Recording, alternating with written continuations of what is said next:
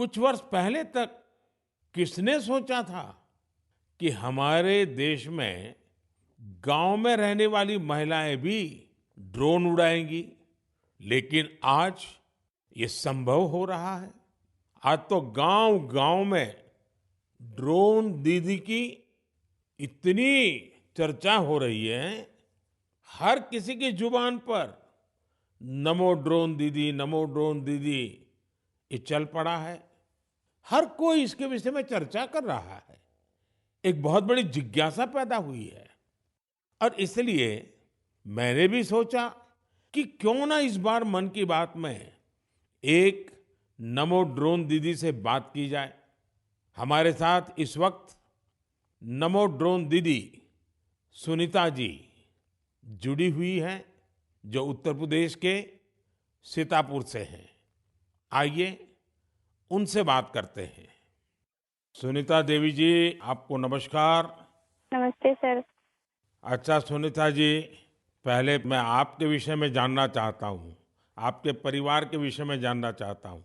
थोड़ा कुछ बता दीजिए। सर हमारे परिवार में 2 बच्चे हैं, हमें हस्बैंड हैं, माता जी हैं मेरी। आपकी पढ़ाई क्या हुई Sunita ji? Sir BA final है। और वैसे घर में कारोबार वगैरह क्या है? कारोबार वगैरह खेती-बाड़ी संबंधित करते हैं, खेती वगैरह। अच्छा सुनीता जी, ये ड्रोन दीदी बनने का आपका सफर कैसे शुरू हुआ? आपको ट्रेनिंग कहाँ मिली? कैसे कैसे बदलाव क्या आया? मुझे पहले से जानना है। जी, सर ट्रेनिंग हमारी फूलपुर इफ्को में हुआ था इलाहाबाद में, और वहीं से हमको ट्रेनिंग मिली है। तो तब तक आपने ड्रोन के विषय में सुना था कभी?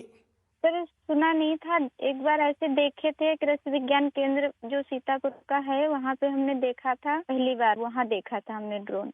सुनीता जी, मुझे ये समझना है कि मानो आप पहले दिन गए, जी। पहले दिन आपका ड्रोन दिखाया होगा, फिर कुछ बोर्ड पे पढ़ाया गया होगा, कागज पे पढ़ाया गया होगा, फिर मैदान में ले जाके प्रैक्टिस, क्या क्या हुआ होगा? आप मुझे बस समझा सकती हैं पूरा वर्णन? जी, जी सर। पहले दिन सर हम लोग जब गए हैं तो उसके दूसरे दिन से हम लोगों की ट्रेनिंग शुरू हुई थी। पहले तो थ्योरी पढ़ाई गई थी, सब क्लास चले थे 2 दिन।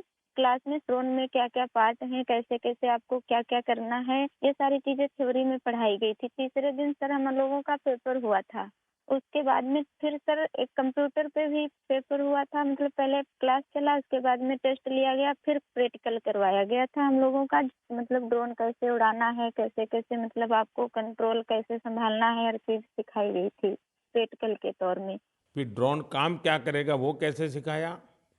सर ड्रोन काम करेगा कि जैसे अभी फसल बड़ी हो रही, बरसात का मौसम या कुछ भी ऐसे बरसात में दिक्कत होती, खेत में फसल में हम लोग घुस नहीं पा रहे हैं, तो कैसे मजदूर अंदर जाएगा। तो इसके माध्यम से हम बहुत फायदा किसानों को होगा और वहाँ खेत में घुसना भी नहीं पड़ेगा। हमारा ड्रोन जो हम मजदूर लगा के अपना काम करते हैं, वो हमारा ड्रोन से मेड़ पे खड़े होके हम अपना वो कर सकते हैं। कोई कीड़ा मकोड़ा अगर खेत के अंदर है, उससे हमें सावधानी भी बरतनी रहेगी, कोई दिक्कत नहीं हो सकती है। और किसानों को भी बहुत अच्छा लग रहा है। सर हमने 35 एकड़ स्प्रे कर चुके हैं अभी तक। तो किसानों को भी समझ है कि इसका फायदा है? जी सर, किसानों को बहुत संतुष्ट होते हैं, कह रहे हैं बहुत अच्छा लग रहा है, समय का भी बचत होता है, सारी सुविधा आप खुद देती हैं, पानी, दवा सब कुछ आप साथ में रखती हैं, और हम लोगों को सिर्फ आके खेत बताना पड़ता है कि कहाँ से कहाँ तक मेरा खेत है, और सारा काम आधा घंटे में ही निपटा देती। तो ये ड्रोन देखने के लिए और लोग भी आते होंगे फिर तो? सर बहुत भीड़ लग जाती है, ड्रोन देखने के लिए बहुत सारे लोग आ जाते हैं। जो बड़े-बड़े फार्मर्स लोग हैं, वो लोग नंबर भी ले जाते हैं कि हम भी आपको बुलाएंगे स्प्रे के लिए। अच्छा, क्योंकि मेरा एक मिशन है लखपति दीदी बनाने का।